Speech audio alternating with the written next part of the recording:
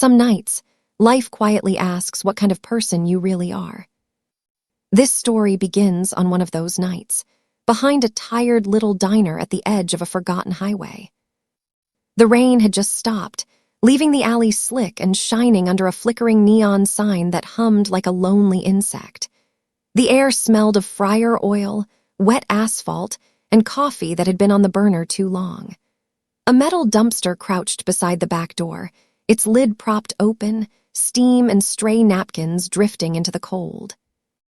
And bent over that dumpster, dressed like someone who had stepped out of a painting and into the wrong century, was a man with hair white as new snow and eyes that glowed the color of burning coals. His name, once spoken with fear and reverence across kingdoms, was King Valerius of the Night Court, last crowned ruler of the vampire clans. Now he was just a shadow in a stained white shirt, fingers trembling as he searched through plastic bags for something, anything, he could convince his hollow body to accept.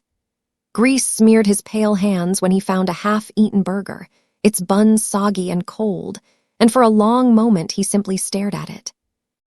To a king raised on crystal goblets and crimson feasts, this should have been an insult. But to a man who had sworn never again to take a human life, it felt like the only way to survive without becoming the monster he feared he still was. Somewhere inside the diner, a bell rang and a burst of laughter floated out, warm and human.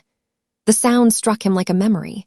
Candles, music, a ballroom full of beating hearts he could hear even through stone walls. He remembered how it felt to stand above them all, convinced power meant never having to bend, never having to beg. Now, with a trash can for a throne and cold fries for a feast, he realized that losing his crown had not been the real punishment. The punishment was learning how much he had taken for granted when he had everything.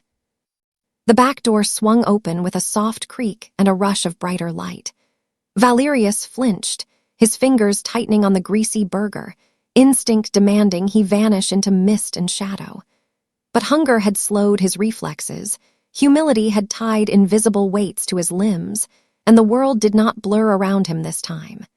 He stayed where he was, caught in the yellow glow spilling from the doorway like liquid warmth.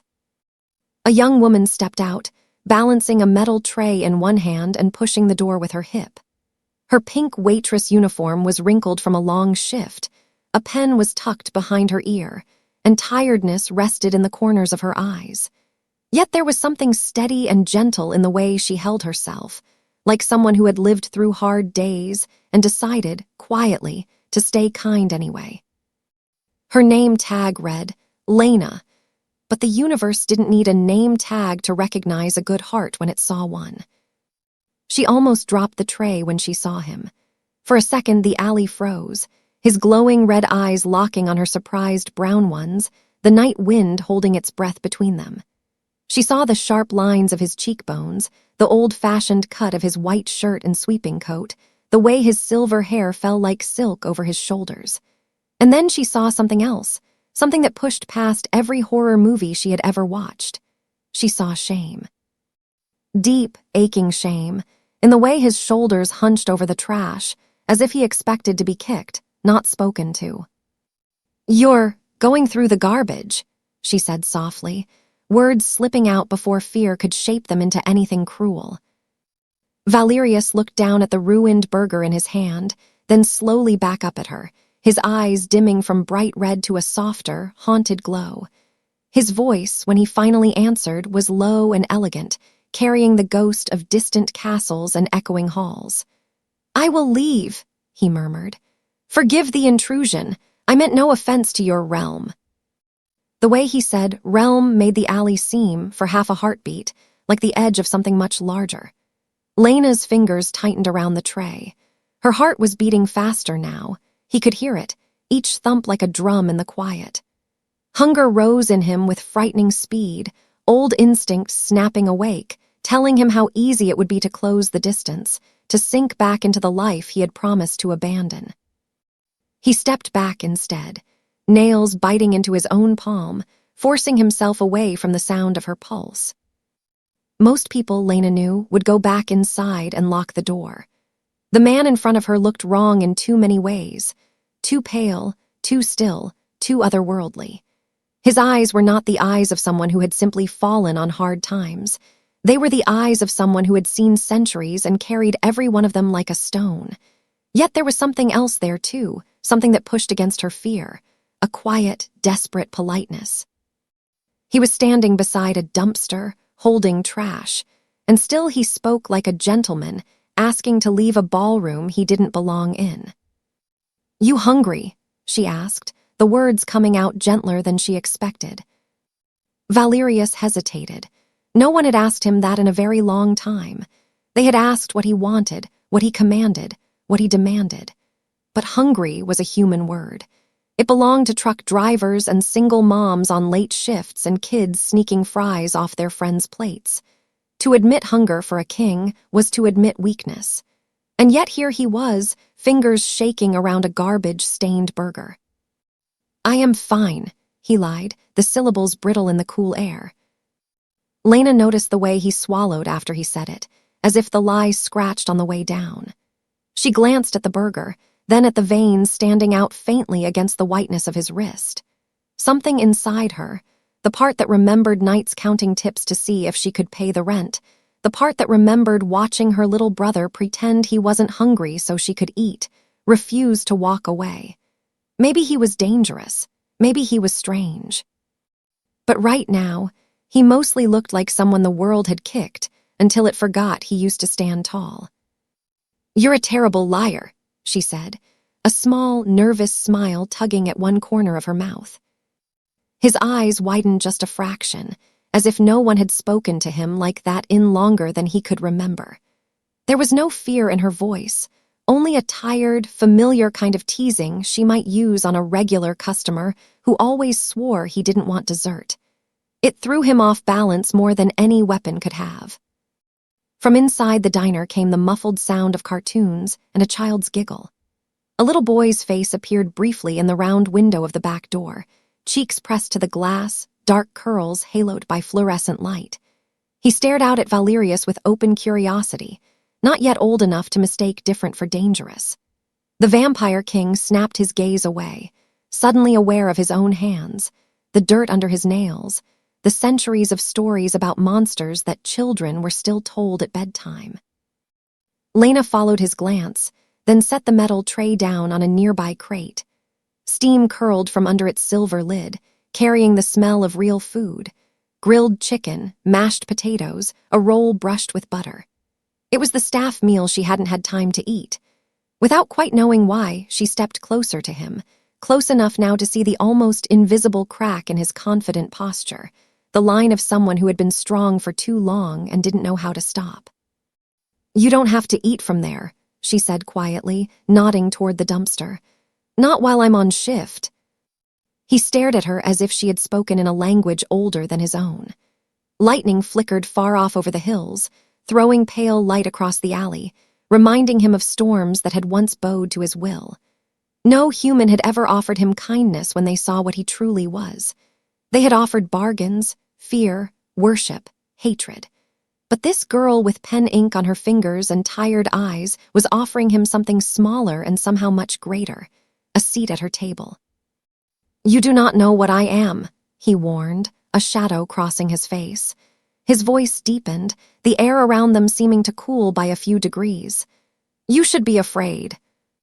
"I'm a waitress in a 24-hour diner," she replied, trying to sound braver than she felt. "I've already seen the worst of humanity after midnight. Whatever you are, you're still a person who shouldn't be eating from a trash can."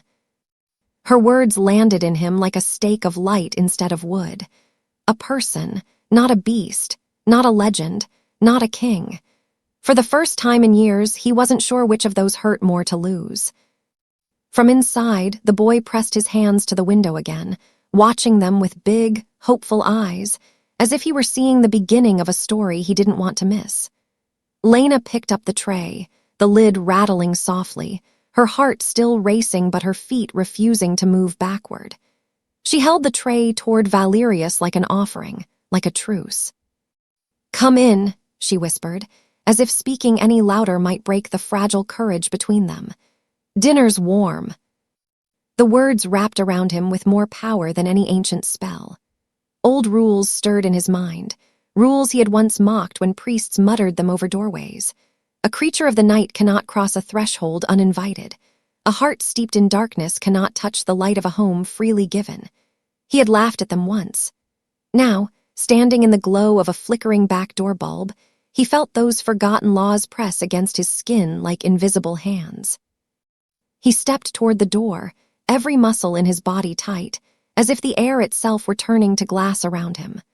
Warm light spilled over his boots, over the frayed hem of his coat, reaching for the emptiness in his chest. Lena stood in the doorway with the tray, framed by the scent of coffee and grilled onions and the murmur of late-night conversation, her eyes never leaving his. For the first time in 300 years, King Valerius of the Night Court lifted his foot to cross a human threshold, not as a predator, not as a ruler, but as a guest. As his heel left the wet concrete and hovered over the glowing line where alley met kitchen tile, something impossible happened inside him. His dead heart shuddered once, one heavy, echoing beat of pain and wonder, then went still again. And in that stunned, breathless silence between heartbeats, as he hung there on the edge of warmth and welcome, he realized with a jolt of fear that crossing this doorway might change him more than any curse ever could. Warm light washed up his legs, climbed his chest, and wrapped around his shoulders like an invisible blanket as he stepped inside. The sounds hit him next, the sizzle of the grill, plates clinking, the low murmur of a late-night radio song, and somewhere, the soft hum of a child singing along with a cartoon. After years of empty ruins and echoing tunnels, the little diner felt impossibly alive. The kitchen smelled like butter, coffee, and 100 tiny stories lived over greasy plates. Valerius wavered for a second just inside the door, half expecting some ancient law to rip him backward. Instead, his boots found the checkered tile, solid and real. The faint ache in his chest where his heart had twitched still burned, but it didn't stop him. He straightened, instinct trying to drag his posture back toward that of a king, then remembering the trash on his hands and letting his shoulders soften once more. "Lena, door's not a vacation spot," called a voice from the grill, a big man in a white apron flipping pancakes with the seriousness of a surgeon. "We got orders." "I know, Manny, I know," Lena answered, guiding Valerius through the narrow space. "I'm just helping a customer." Manny glanced over, did a visible double take at the tall, pale stranger in the dramatic coat, then shrugged in the way of someone who'd seen weirder things at 3 a.m., long as he pays or prays over the dishes. "I don't care." They stepped out into the dining area, a long room lined with red vinyl booths and a counter that had seen decades of elbows and spilled coffee. The neon sign in the front window painted everything with a soft pink glow. A few truckers hunched over their meals. A woman in scrubs scrolled her phone, and near the end of the counter sat the little boy from the window, swinging his legs and drawing monsters on a kid's menu with a blue crayon. Every head turned as Valerius entered. He felt their eyes stick to his coat, his hair, his almost inhuman stillness. He heard every heartbeat, every breath, each one calling to the darker part of him like little drums. For one dizzy moment, he wanted to run back into the alley and disappear. But Lena moved ahead of him like a small, steady lighthouse, and he followed. She slid into a corner booth and motioned for him to sit across from her. "Here," she said. "You're safer in a booth than in an alley." "Safer," he echoed, the word tasting strange. He lowered himself onto the vinyl seat slowly, as if afraid he might break it with centuries of invisible weight. The boy hopped down from his stool and trotted over, curiosity overriding shyness. "Lena, who's that?" he asked, eyes wide. "Is he from a movie?" "This is," Lena hesitated, then looked at Valerius. "What's your name?" For a king, names were power, oath, history. He had worn a dozen titles, some given, many taken. Saying his true name in this small, ordinary place felt like taking off the last piece of armor he owned. "Valerius," he said quietly. The boy grinned. I'm Noah. Your clothes are awesome. You look like a space wizard or a vampire, but like a nice one. He said it with the total honesty of a child who had never learned to be careful with imagination. Valerius almost laughed. The sound was rusty, unused. Do I? He murmured. Lena set the tray between them and lifted the lid. Steam rose in a comforting wave. Chicken, mashed potatoes, green beans, a golden roll shining with butter. To Valerius, it might as well have been a royal banquet. He stared for a long moment, then glanced up. This is yours, he said. I cannot. You can, she interrupted. I'll grab another from the kitchen later. Eat while it's still pretending to be hot. He picked up the fork awkwardly, as if it were a strange new weapon. The smell was different. Human food had always been background noise to him, far beneath the sharp, rich scent of blood. Now, to his surprise, it stirred something else. A quiet memory of a night long ago, when he had disguised himself as a stable boy and snuck into a village feast to listen to music and taste roasted corn. Before war, before thrones. He cut a piece of chicken and brought it to his lips. The first bite was almost nothing. Texture, warmth, a faint tang of salt and pepper. It didn't fill the deeper hunger coiled in his bones, but it did something stranger. It settled the shaking in his hands. The second bite was easier. By the third, he realized it wasn't really his body that had been starving. It was his sense of being allowed to sit at a table with others. Noah climbed into the booth beside Lena, watching every move with fascination. You eat like you're in a castle, he announced. That, Valerius said, managing a faint smile, is a very old habit. For a while they ate in a fragile, surprising quiet. Lena sipped her cold coffee and snuck glances at him, still unable to place what exactly felt so wrong and so right about him. His eyes, now dimmer, seemed less like burning coals and more like lanterns that had stayed lit far too long. There was a sadness there that weighed on her chest. So, she said finally, keeping her voice low, you talk like you fell out of a history book. You show up behind my diner in a cape. You're weirdly polite about trash. I'm guessing you're not just new in town. He set his fork down, turning the question over like a coin in his mind. Lies came easily to him. He had worn them like masks for centuries.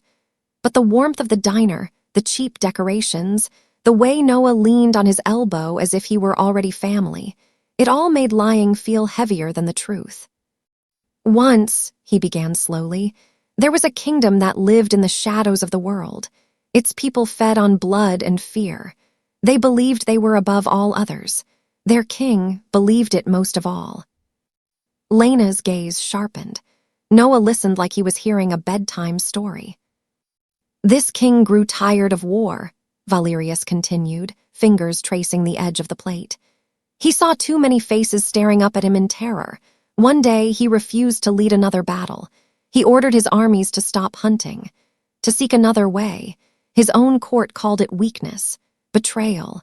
They rose against him, tore his crown away, cursed him to starve rather than rule. Noah's eyes were huge. So what happened to the king? He walked, Valerius said simply, for a very long time, until tonight. Lena studied him, then leaned forward. And if I asked you whether that story was about you? He hesitated.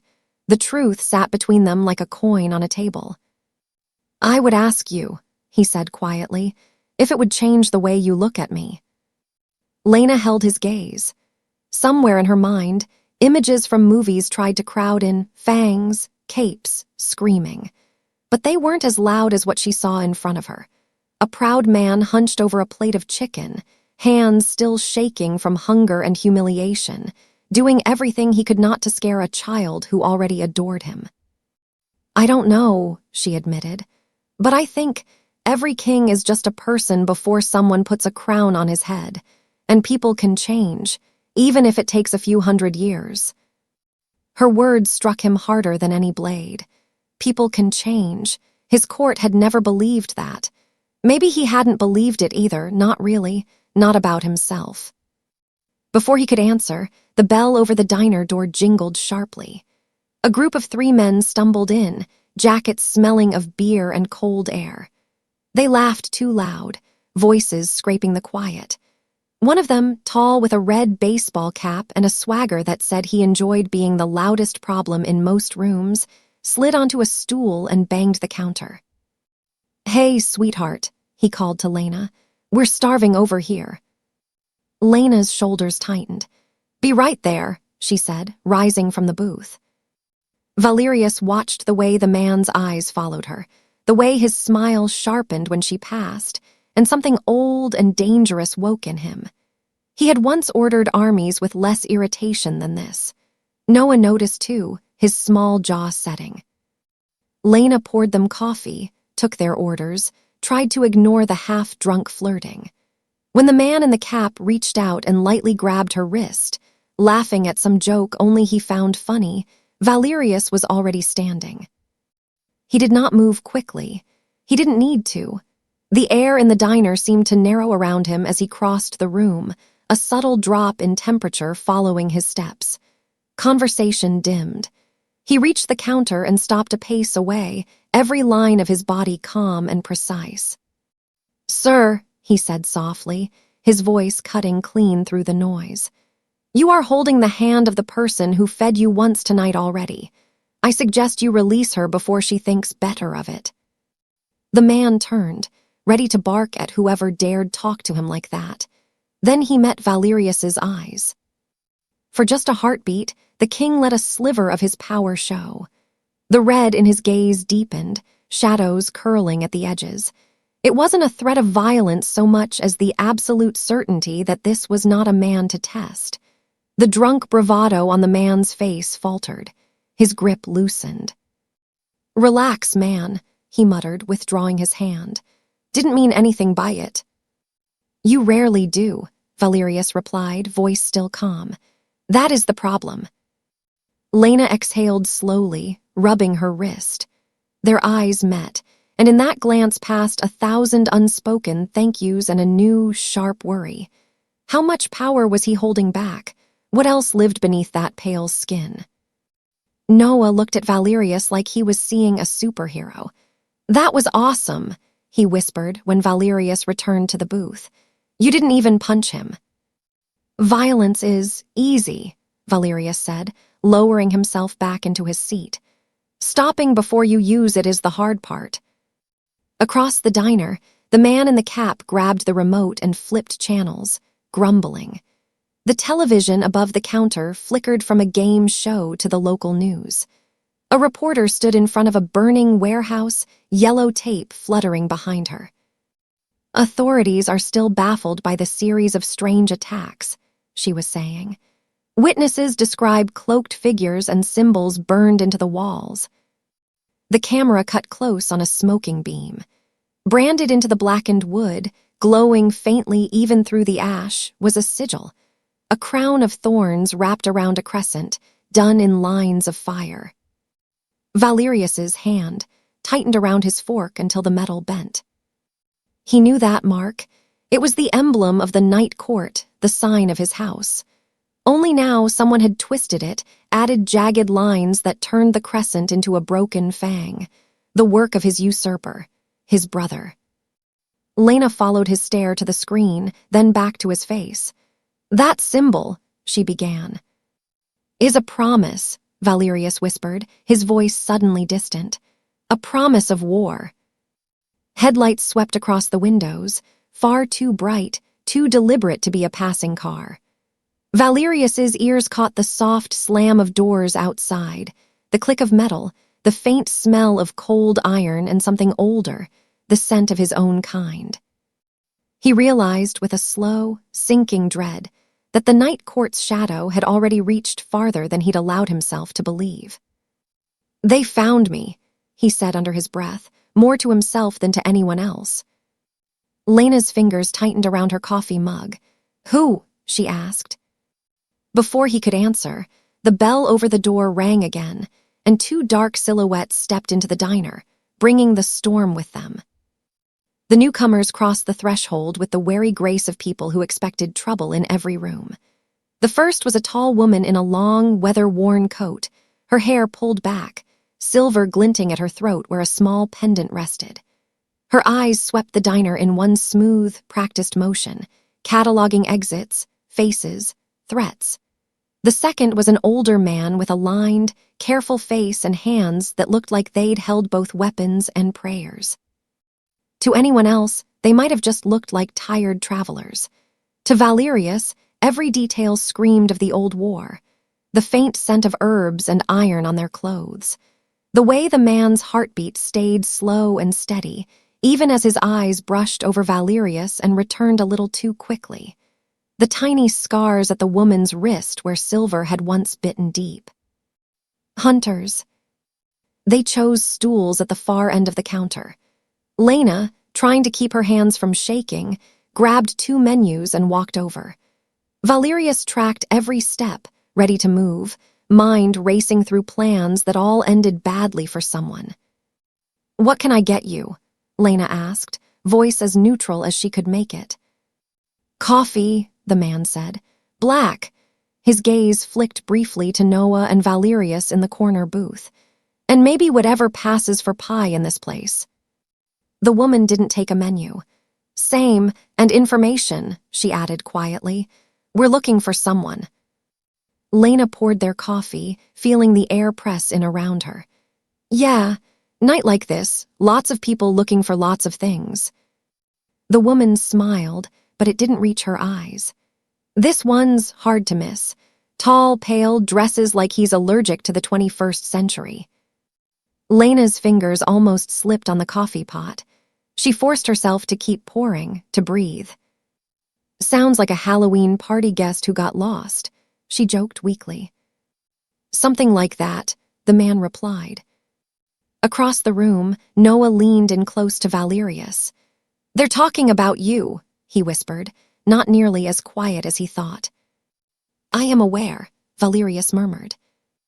His instincts screamed at him to run, to slip out the back, vanish into the night, spare this little diner the storm following him. But as he glanced at Lena, at Noah, at the warmth he had only just begun to taste, another thought cut across the fear. If he left, the hunters would keep searching, and the night court would keep burning symbols into the world until someone stopped them. "Are they bad guys?" Noah asked, eyes huge. "They believe they are the good ones," Valerius answered honestly. "That is often when people are most dangerous." Lena set the coffees down with a small clink. The woman caught her wrist, not rough, not cruel, but firm. "Please," she said, voice low. "We're not here to cause trouble for you or your boy. We're here to keep trouble from swallowing this town whole. If you've seen anything tonight, now would be the time to mention it." Lena looked from the woman's steady gaze to Valerius in the booth. He sat perfectly still, but there was a plea in his eyes she hadn't seen before. A naked, silent question. "Will you give me up?" She thought of finding him in the trash, of the shame in his face, of the way he had stepped between her and a drunk stranger without a second of hesitation, of Noah already sketching capes and crowns beside little stick figures with fangs. "Strange," she said. "Lady, this is a highway diner at 2 a.m. I see strange every Friday. But tonight, just hungry people." A flicker of respect passed through the woman's eyes. She released Lena's wrist. "All right," she said. "If you do see anything, be careful who you tell." Lena walked back to the booth on legs that felt like cardboard. She slid in beside Noah, who immediately grabbed her hand under the table, as if trying to protect her with his small fingers. Valerius watched them both, his chest tight. "You lied for me," he said quietly. "I told the truth I chose," she replied. "Right now, you're just a hungry person." He could have thanked her. Instead, he did something far more dangerous. He allowed himself to hope. At the counter, the man took a slow sip of his coffee, then spoke without looking around. "We know you're here, Your Majesty," he said softly. "You always did prefer the corner seat." The word Your Majesty slid through the diner like a knife made of memory. Lena stopped breathing. Noah's head snapped toward Valerius. "You're a real king," the boy breathed, loud enough that even the truckers heard. The room went still. Valerius closed his eyes for a heartbeat, then opened them again. There was no use hiding now. The hunters would not have called him out without being sure. Slowly, he rose from the booth and stepped into the open space between tables. The fluorescent lights above painted harsh lines on his face, but his voice, when he spoke, carried the quiet weight of years. "I abdicated that title," he said, "along with everything that came with it." The woman turned on her stool to face him fully. Up close, Valerius could see what the years had carved into her. Exhaustion, determination, a grief that sat just under the skin. Around her neck, the silver pendant caught the light, a tiny version of the old night court symbol, but crossed through with a straight line. The mark of a truce, long broken. "Step aside from the child, Valerius," she said. "We're not here to hurt him." "If you were," Valerius replied, "you would have chosen silver bullets over coffee." Noah slid out from the booth and planted himself at Valerius's side like a miniature guard. "He's my friend," he announced. "You can't just take him." The man at the counter smiled sadly. "Kid, your friend is the reason the sky hasn't torn open over this town yet. That makes him everybody's business." Lena stood up too, heart pounding so loudly she was sure everyone could hear it. "Somebody start explaining," she demanded. "Because right now all I know is I invited a guy in from the trash, and suddenly I'm in the middle of some vampire diplomacy meeting." The woman exchanged a look with Valerius. Something like respect flickered there. "My name is Sophia," she said. "This is Elia's. We were part of the old treaty council between your court and ours, before your brother burned it." "Jareth," Valerius said, the name tasting like ash. "He wears my stolen crown and burns his mark into your cities. I warned you what he would become if you fed his ambition." "And we warned you what would happen if you disappeared," Elias replied. "The balance is gone. The attacks are spreading. Humans are dying. Your people are dying. We tracked rumors, bodies, symbols, and then we heard about a strange, pale man haunting the back alleys of this region, never taking a life, always moving on." He met Valerius's gaze. Only one king ever had the luxury of a conscience. Lena looked between them, trying to fit this new version of Valerius over the one in her booth. A king. A runaway king who chose starvation over power. There was something achingly human in that. "What do you want from me?" Valerius asked. Sophia took a breath. "We want you to come back," she said bluntly. "Not as the butcher you once were. As the only one who might be able to stop your brother before he turns this into a war no one walks away from." Noah tugged on Valerius's sleeve. "But you just got here," he said, voice breaking a little. "You can't leave already. We were gonna draw your castle." Valerius looked down at him, at the hopeful, worried face that had welcomed him without question. Then he looked at Lena, who had offered food and trust to a stranger the world called a monster. "I swore," he said quietly, "that I would never again sit on a throne built over fear." "Then build a different one," Lena said, surprising herself with the force in her own voice. "You told me a king can change. Maybe a kingdom can too. But if people are getting hurt out there because you walked away, can you really live with that? Can you sit in alleys eating trash while kids like Noah are in danger?" The question hit him like a physical blow because he knew the answer. He had left to stop himself from causing more harm, but in his absence, harm had only grown teeth. Elias slid a folded piece of paper down the counter. It stopped near Valerius's hand. On it was a single line of writing and a symbol, the twisted night court emblem drawn over a map grid. "This is where your brother will be tomorrow night," Elias said. "We intercepted one of his messengers. We'll meet you there, or we'll understand you're gone for good. But understand this, your majesty, if you don't stand against him, we will still have to try, and we will lose, and this world will burn with us."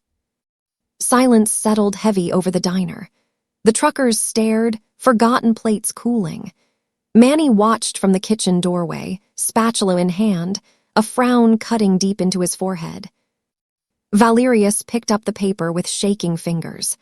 The location meant nothing to Lena, but to him it rang like a bell from a distant childhood, an old crossing of ley lines, a place of power, of choices. He folded the note once, twice, then slipped it into his pocket. "That's not fair," Noah whispered, tears brightening his eyes. "You shouldn't have to choose like that." Valerius knelt so he was level with the boy, centuries of pride bending with him. "The world is rarely fair," he said gently, "but we can choose to make our part of it kinder." He touched Noah's shoulder, carefully, like the boy were made of something precious and breakable. "You asked if I'm a good guy. I don't know, but I know what good men should do when people are in danger." He straightened, turning to Lena. For the first time since she'd met him, he looked every inch a king, not because of his posture, but because of the fear he carried and the responsibility he didn't try to dodge. "If I go," he said, "I may not come back. My brother will not welcome my presence. Neither will my former court." "Then don't go alone," Lena answered before she could stop herself. Everyone stared at her. "You can't be serious," Sophia said. "This isn't a road trip, it's a war council." "I've spent my whole life serving coffee to people running from something," Lena shot back. "I'm done just cleaning up their plates. If he's going to face the mess your world made, someone from this one should be there to remind him why it matters." Valerius's breath caught. "Lena." "No," she said, softer now. "You walked into my life on the worst night you've had in centuries, and I asked you one thing, not to eat from the trash while I was on shift. I'm asking you something bigger now. Don't go back to that darkness believing you're alone in it." Noah stepped forward too. "If he goes, I'm going," he declared. "You," Lena and Valerius said at the same time, "are absolutely not going." Noah sulked, but the corner of his mouth twitched, breaking some of the tension. For a moment, they all stood there, king, waitress, child, hunters, bound together by a decision that would pull every one of their lives into a different shape. Outside, thunder rumbled over the highway, closer this time. Sophia exchanged one more long look with Valerius. "We leave before dusk tomorrow," she said. "If you're there, we fight together. If you're not—" She didn't finish the sentence. She didn't have to. They paid for their coffee, left cash on the counter, and walked out into the night, the bell over the door jangling behind them. Headlights swept away, dwindling to pinpricks, then vanished. The diner slowly exhaled. Lena sank back into the booth, suddenly exhausted. Valerius remained standing, staring at the dark window, the war inside him louder than any storm. "Hey," Noah said quietly, tugging his sleeve again. "If you have to go be a king, can you promise something?" Valerius looked down. "What is it?" "Promise you'll remember this place," Noah said. "The booth, the mashed potatoes, us. So when you do big scary king stuff, you're doing it for something real, not just thrones and crowns and whatever." Valerius's throat tightened. He placed his hand over his heart, feeling nothing beat beneath his palm, and yet something moved there all the same. "I swear," he said, "on whatever is left of my name, I will remember this diner." Lena watched him, seeing the choice forming in his eyes long before he spoke it. She knew what he was going to say next, and still, when the words came, they hit her like a cold wave. "I will meet them," Valerius said. "I will face my brother." He turned toward the door, coat whispering around his boots, all the old darkness and new light inside him pulling in opposite directions. And as his hand closed around the metal handle, a fresh gust of wind slammed against the glass, rattling the windows. From somewhere just beyond the neon glow, a single, familiar voice curled into his ears like smoke, a voice he hadn't heard since the night his crown was stolen. "Running again, brother," it whispered from the shadows outside. This time, I brought the fire to your little human nest." Valerius froze, every nerve blazing, as the lights in the diner flickered once, twice, and went out.